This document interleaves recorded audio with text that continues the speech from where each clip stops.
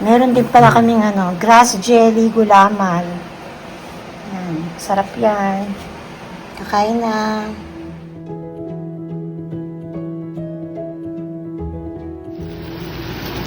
Yan, Friday. So, pareho kami not feeling well. Si husband ay may lagnat, ubo, atching, at iba pa. Ako naman, chest and back pain talaga. Nakainom na ako ng gamot kahapon, pabalik-balik. Kasi hinihika rin ako. So, yan. Bawang sibuyas,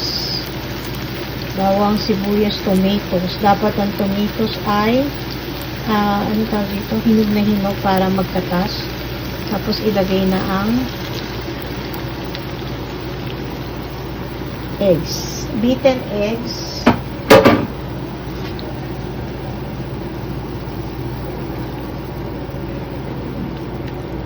Set lang siya ng konti. So, this will be our lunch for today. Tapos, meron akong pritong talong na nasunog. Nasunog-sunog kasi nga, tumalsik yan dito. So, tinakpan ko. Hindi ko na nakita na gano'n na pala. Ayan. Tapos na, kakain na kami ng lunch. Happy weekend, everyone!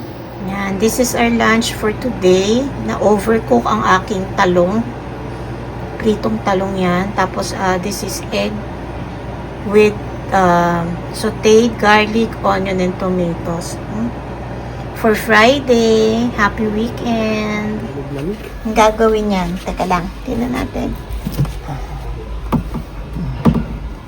Teka, frozen pa yata, oh. Kumukuha siya ng diba? Libre ice na.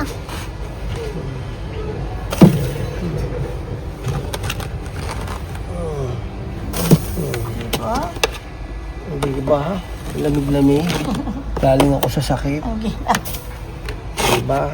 Tama na. Baka ano ka. Anong tawag doon, mabinat ka pa, oy. Mabay gusto nito. Ba ikaw? Ako nga gusto gumawa niyan. Ba't mo ginawa? O diba, sobrang lamig sa labas.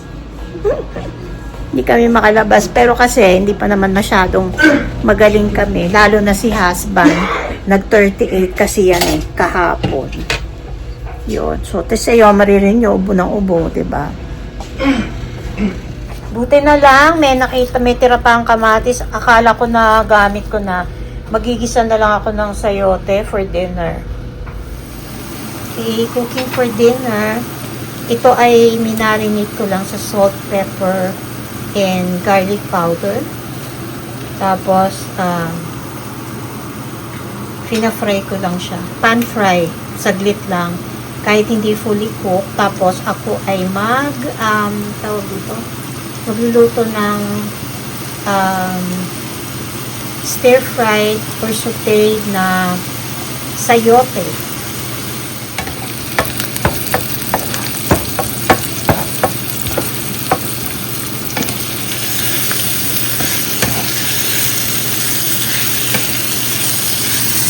May aking sayote. Very easy to cook at very masarap. Pag medyo nag-brown na to, hahalo ka na doon. So, natin na yung sayote. Lagyan natin ng water muna para lang lumampot. Tsaka yung sabaw niyan, masarap yan sa kanin. So, let's cover and wait till the sayote or chayote is cooked. Check na natin yung niluluto ko kung tapos na. Tapos na. Okay na ang aking sayote. Malambot na yan. Dagdag ko na tong shrimp. Kasi hindi pa naman yung gano'ng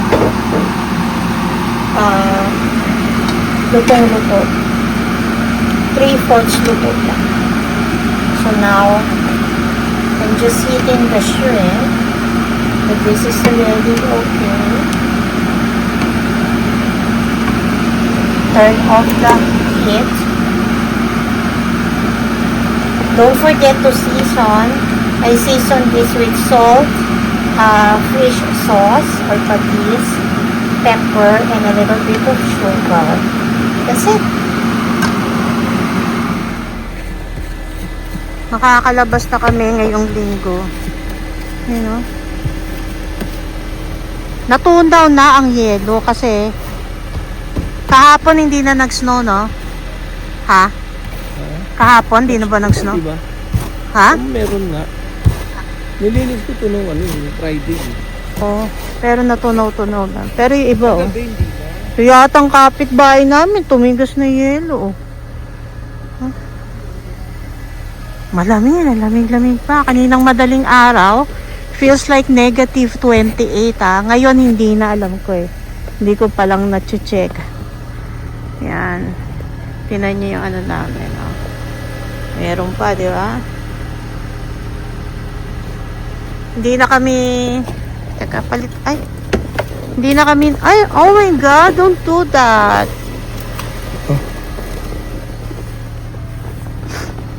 Nanuhan niya akong yelo. Ito na nga.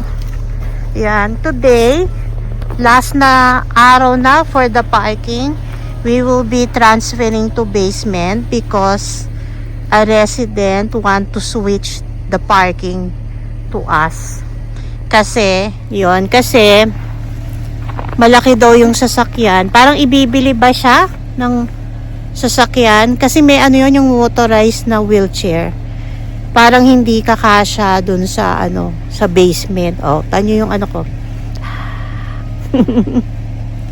Kaya nakipagpalit, same price din naman yung binabayaran namin sa parking.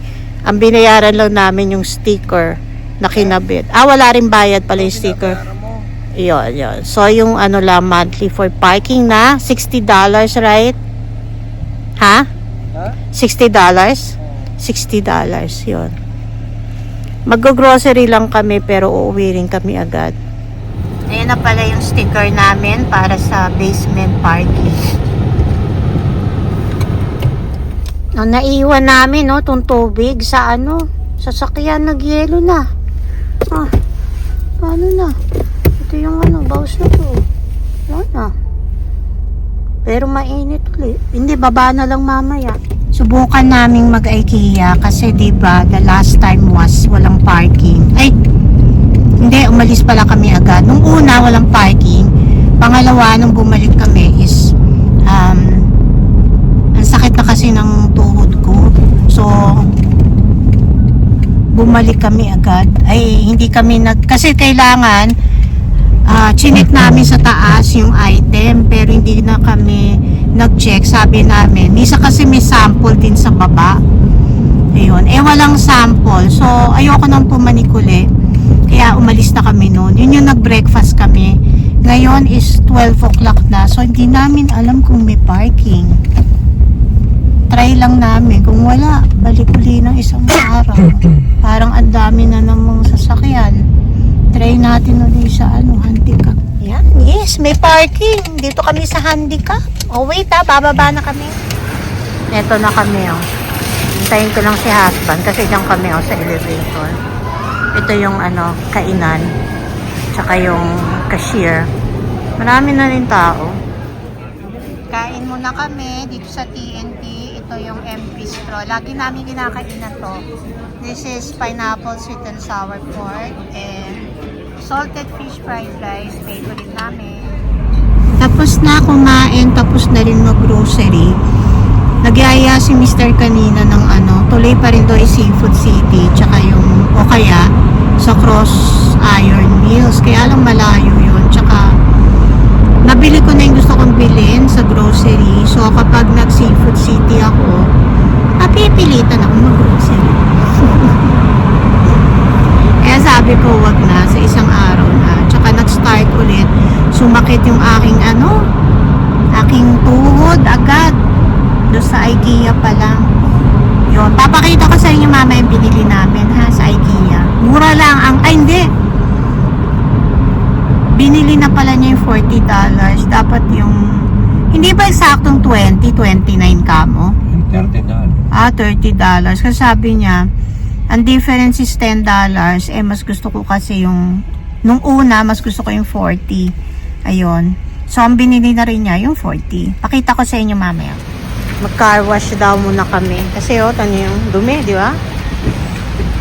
Kasi slushy na sa labas eh. Amoy ano dito. Hindi ito yung pinagka-car wash namin na isa. Pero okay din naman dito. Kasi nagka-car wash din kami dito minsan. Ayun o. Dito sa Calgary, ang front ay walang plate number. Ang car plate ay nasa likod. Sa BC, dalawa ang plate number.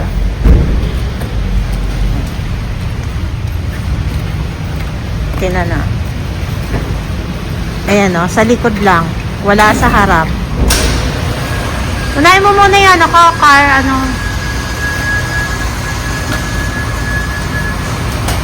yang mat. Bumaba ako kasi anin niya yung mat eh, oh. Ayan. Babayad nyo, pero nakalagay dyan is 2 minutes yata yung niya. Yan, nauulanan ako. Hindi kasi ako makasakay dahil gamit niya yung eh. Ay! Ay! Oh my God! Dapat sa labas ako. Hindi na ako nagmamadali siya kasi may oras. Ito.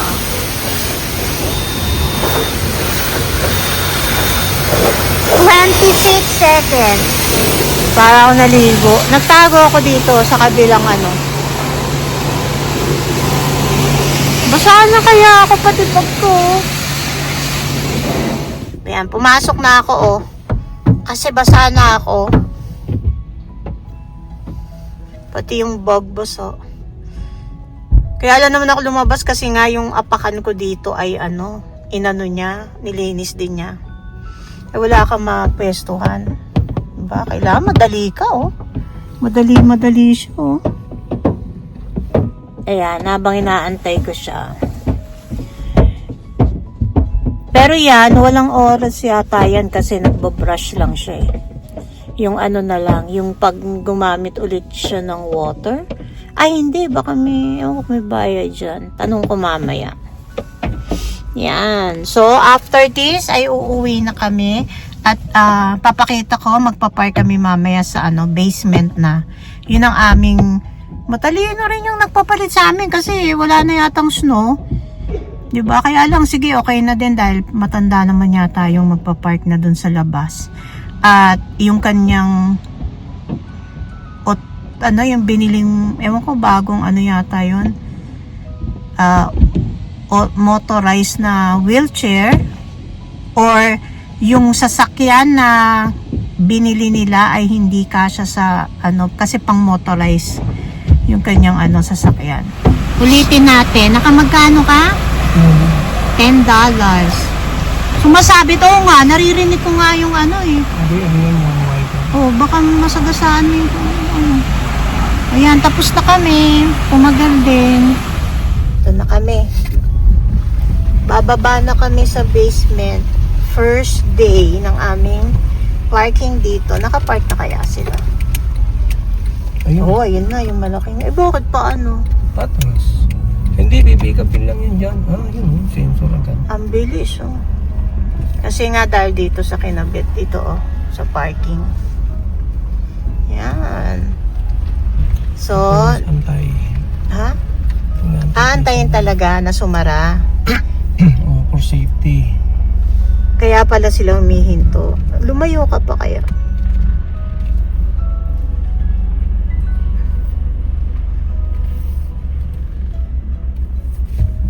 Paano naman kung may pumasok, di ba? Anong magagawa mo dun? Ano may pumasok? Baka may pumasok. Sisitahin mo ngayon. As part of para sa safety. Kung may mga baril yun. Yun ba yung Kasi ito yung elevator. Ay, ako kukuha ng card. Tapos, nasan ba tayo? Medyo malayo-layo rin. Anong number? 43. Oo nga, 43. 6 pa lang yun. Hindi. Ha? Ay, ito na ba?